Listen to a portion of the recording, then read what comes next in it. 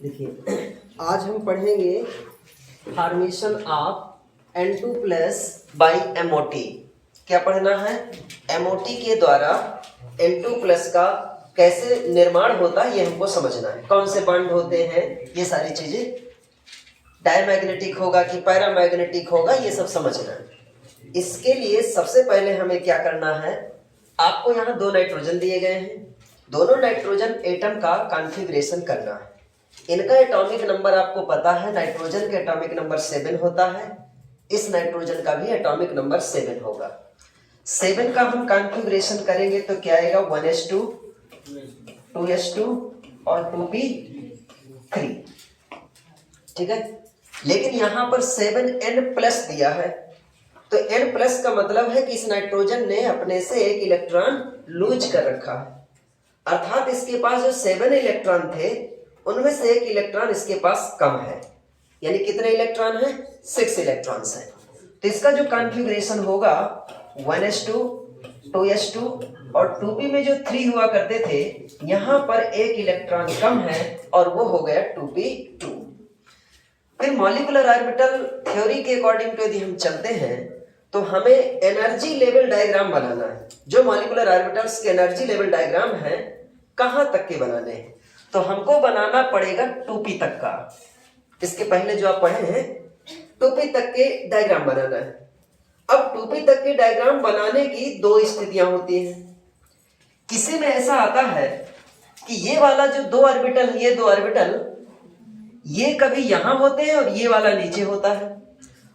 इनको हम बोलते हैं पाई 2px, पाई 2py, और इसे क्या बोलते हैं, सिग्मा 2pz। मैं भी और लिख दूंगा, अभी चूंकि मुझे इतना ही समझाना तो इसके बारे में समझिए। तो किसी में ये 2 ऑर्बिटल पाई 2px और पाई 2py नीचे होते हैं और सिग्मा 2pz यहाँ ऊपर होता है। ऊपर वाला ये तो इतना सेम ही रहता है, इसमें कोई चेंजिंग नहीं होती किसी भी कंडीशन में, सबके साथ ऐसा ही होता है। लेकिन यहाँ पर हमने इनको नीचे रखा, इसे ऊपर रखा। किसी किसी में ऐसा होता है कि ये नीचे न रहकर कि ये ऊपर हो जाए, ये वाला नीचे हो जाता है। आखिरकार हमें कौन सा डायग्राम बनाना है, तो हमें जो डायग्राम बनाना है इस बात की जानकारी कैसे होगी, हम पहले इन दोनों के इलेक्ट्रॉन को ऐड कर लेंगे। तो टोटल इलेक्ट्रॉन कितने हैं, कितने इलेक्ट्रॉन हैं? 13 इलेक्ट्रॉन है ना भाई। 7 यहां होने चाहिए, 6 यहां है, तो 7 6 कितने हो? 13 इलेक्ट्रॉन्स। 13 इलेक्ट्रॉन्स किससे कम है? 15 से कम है। और हमने ट्रिक इसमें क्या पढ़ी थी कि मैं 15 अगस्त के पहले, मतलब 15 के पहले की नंबर हो गई है, 15 अगस्त के पहले पाई पाई चिपता कर दूंगा, अर्थात पहले मैं पाई पाई बनाऊंगा।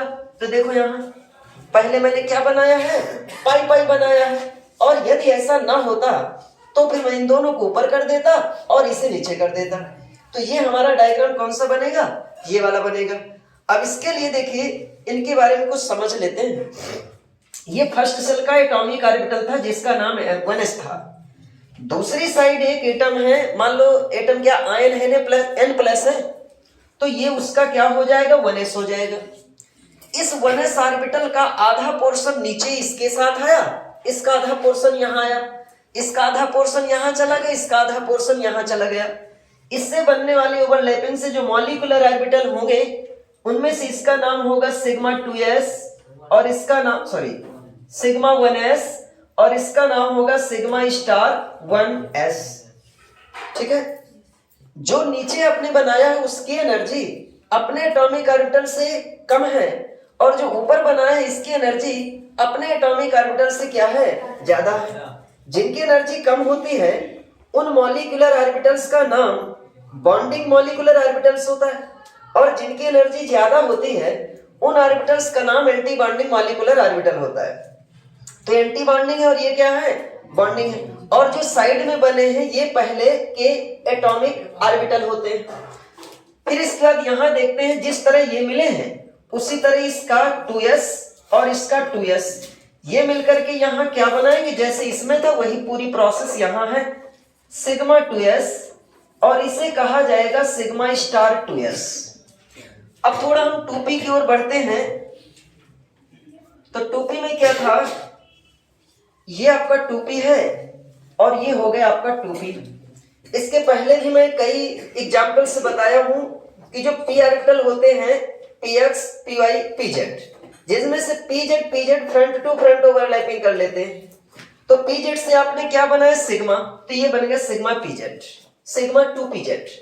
अब इसके बाद जो साइड वाइज ओवरलैपिंग करके मॉलिक्यूलर ऑर्बिटल्स बनाते हैं, तो साइड वाइज ओवरलैपिंग करने वाले दो ऑर्बिटल बचे, py बचा और px बचा। तो px वाले ऑर्बिटल जब आपस में ओवरलैप करते हैं तो पाई ऑर्बिटल वो बनाएंगे, py वाले आपस में ओवरलैपिंग करेंगे तो पाई ऑर्बिटल वो भी बनाएंगे। दोनों के बनने वाले ऑर्बिटल की एनर्जी सेम होती है क्योंकि दोनों की बनने की कंडीशन सेम है। तो इसका नाम होता है पाई 2px, इस ऑर्बिटल का नाम होता है पाई 2py। दोनों की एनर्जी सेम है।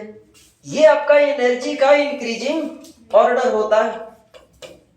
ये देखिए दोनों की एनर्जी यहां पर सेम आ रही है। अब ये बना आपका सिग्मा 2pz। ये जितने भी ऑर्बिटल्स हैं कैसे बने हैं, 3p ऑर्बिटल यहां, 3p ऑर्बिटल यहां, प्रत्येक का आधा भाग यहां और प्रत्येक का आधा भाग यहां, ये मिल करके यहां 3 ऑर्बिटल बनाए। आधे आधे भाग ऊपर जाते हैं, ये मिलकर के ऊपर 3 ऑर्बिटल बनाते हैं। तो एटॉमिक ऑर्बिटल से जो नीचे 3 ऑर्बिटल बने हैं इनको हम बोलेंगे बॉन्डिंग मॉलिक्यूलर ऑर्बिटल्स, और एटॉमिक ऑर्बिटल से ऊपर जो ऑर्बिटल्स बने हैं उनको हम बोलेंगे एंटी बॉन्डिंग मॉलिक्यूलर ऑर्बिटल। तो ये किसका एंटी बॉन्डिंग है, जो एक साथ है पाई वाले हैं, पाई वालों का एंटी बॉन्डिंग ये है pi star 2px, pi star 2py। इसका एंटी बॉन्डिंग कौन सा है, सिग्मा स्टार 2pz। ठीक, अब हमें क्या करना है, इनकी इलेक्ट्रॉन्स की फिलिंग करनी है। कॉन्फ़िगरेशन एक बार आप इनका देख लीजिए एटम का, 1s2 1s2, 2s2 2s2, एक में 2p3, एक में क्या है 2p2 है। तो शुरू का जो कॉन्फ़िगरेशन था वो मैं यहां पहले लिख लेता हूं। इसका 1s2 था, इसका 1s2 था, ना भी लिखे तो भी कोई बात नहीं, आप डायरेक्ट ऐसा भी कर सकते हो इस तरह 1 2 1 2। ये शुरू में ऐसी कंडीशन थी।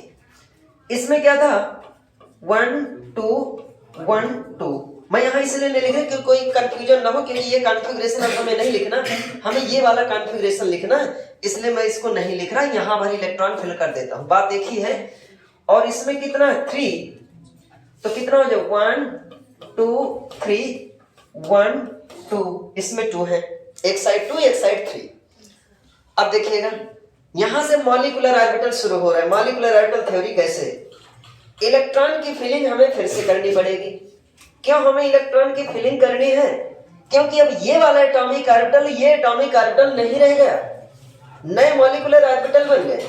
तो मॉलिक्यूलर ऑर्बिटल ये है ना, इनमें हमें इलेक्ट्रॉन्स की फिलिंग करनी है। आपके पास टोटल कितने इलेक्ट्रॉन है, 2 यहां है, 2 यहां है, टोटल कितने हो गए 4 हो गए।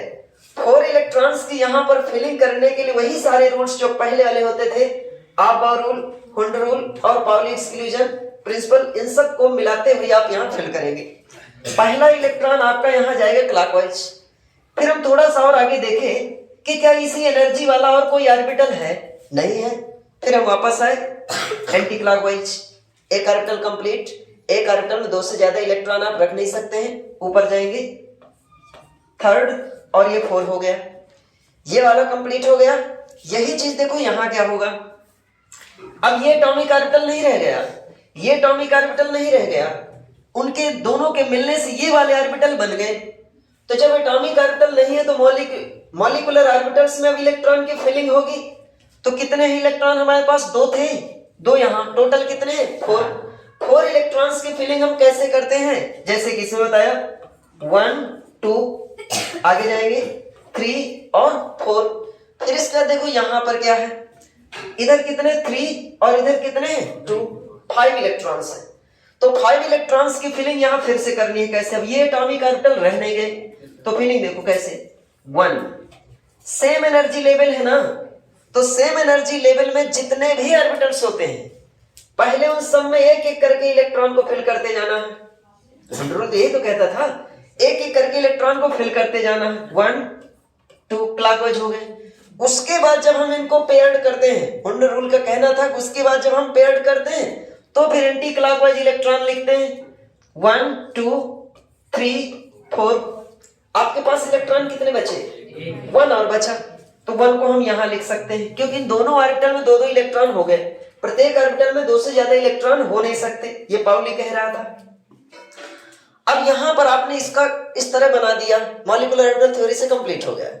हमें इसके बारे में कुछ लिखना है। क्या क्या लिखेंगे? सबसे पहले हम कॉन्फ़िगरेशन लिखते हैं।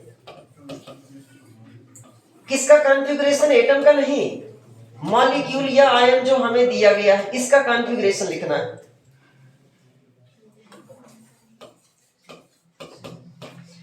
अब देखो इसके लिए क्या करना है, यहां शुरू करेंगे ना। सिग्मा 1s कितने इलेक्ट्रॉन इसमें?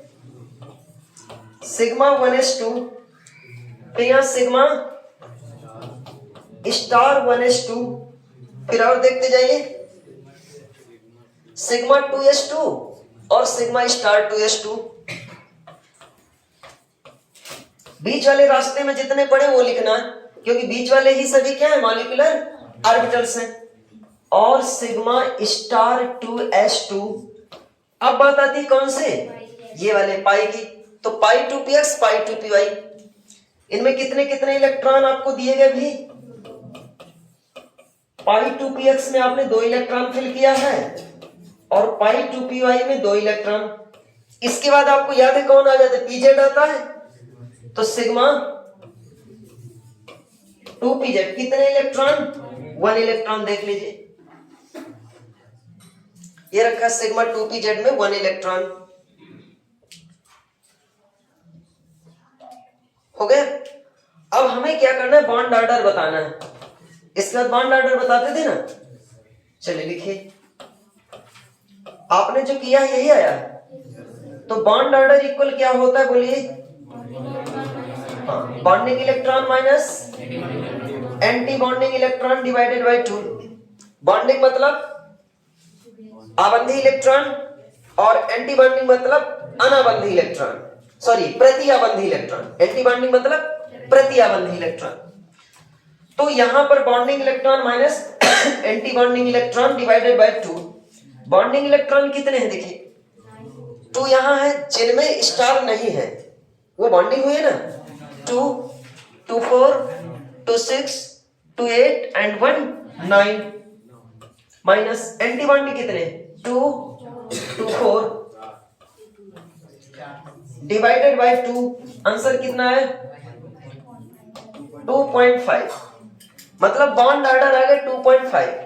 अब ना तो ये डबल बॉन्ड है ना तो ट्रिपल बॉन्ड है, डबल और ट्रिपल के बीच में है। यदि कंप्लीट कुल नंबर में होता तो हम उसको डबल बॉन्ड लिख देते।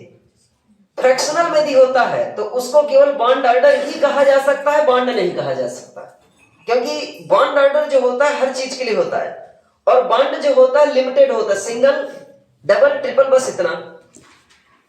तो अब जो बॉन्ड यहां बना 2.5, इसके बारे में थोड़ा सा समझ लेते हैं कि कितने सिग्मा होने चाहिए और कितने पाई होना चाहिए। इस बात की जानकारी करने के लिए मैंने आपसे इसके पहले वाली वीडियो में भी बताया कि देखो जो बॉन्डिंग होते हैं उनका काम है बॉन्ड फॉर्मेशन करना और जो एंटी बॉन्डिंग होते हैं उनका काम है डिस्टर्ब करना, बनाने से रोकना। या हम ऐसा कह सकते हैं कि जितना हम कमाते हैं उतना गंवा दे, तो इसका मतलब हमारा कोई विकास नहीं होगा। देखो बॉन्डिंग ने कमाया, जितना कमाया एंटी बॉन्डिंग ने उतना गंवा दिया, जितना कमाया उतना गंवा दिया, मतलब कोई बॉन्ड यहां पॉसिबल नहीं होगा। इस सिग्मा 2s2 ने जितना कमाया सिग्मा स्टार 2s2 ने उतना गंवा दिया, जितने कमाए उतने गंवाए। ये भी गलत, मतलब ये भी कैंसिल हो गया, एक दूसरे को कैंसिल कर दी। अब यहां पर देखो किसी भी बॉन्ड के बनने में कितने इलेक्ट्रॉन चाहिए? 2 इलेक्ट्रॉन चाहिए ना।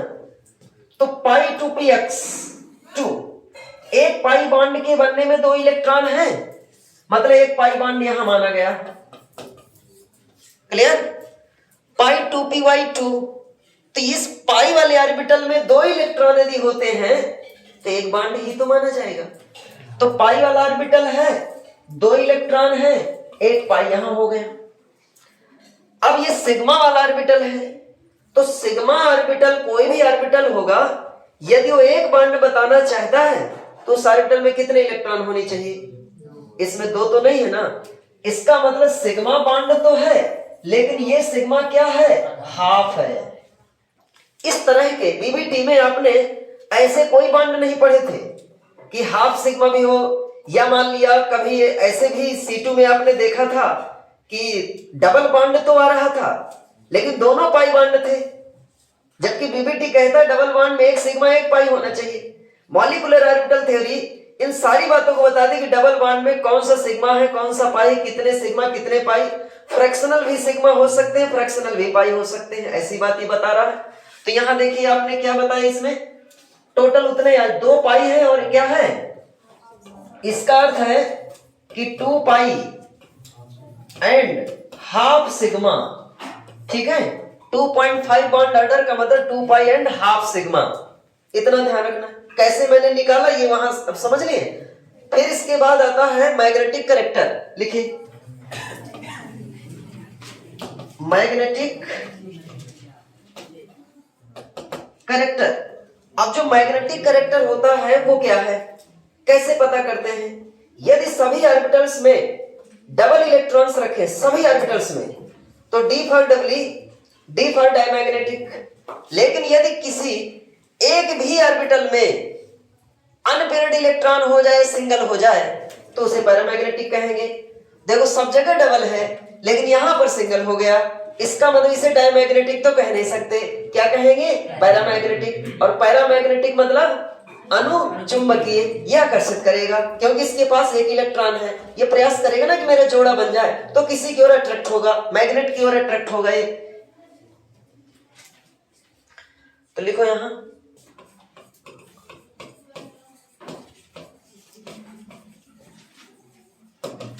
पैरामैग्नेटिक,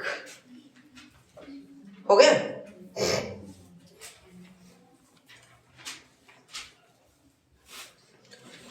अब इसके बाद आपको क्या करना है,